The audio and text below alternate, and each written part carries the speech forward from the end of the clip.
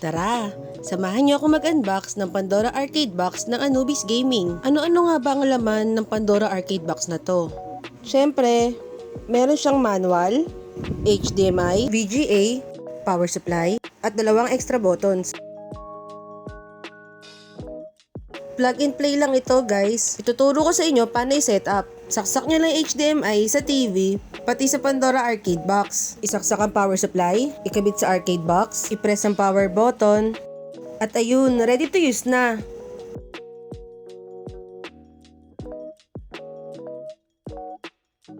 Pakikitaan ko naman kayo ng mga sample games nito. Perfect na perfect ng pang-bonding ng pamilya, magtotropa, at pati magjowa. Bagay din to sa mga naghahanap ng negosyo. Alam nyo ba kung bakit?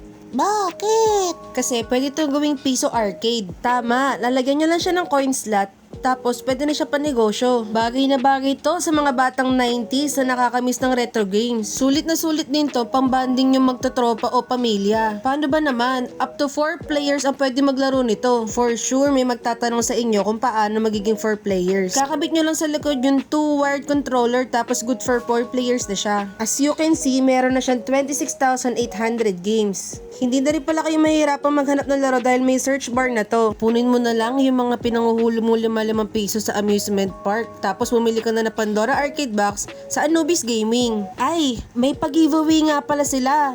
Malay mo, ikaw na manalo. Ilalagay ko na lang sa description box ang link ng giveaway. Bye!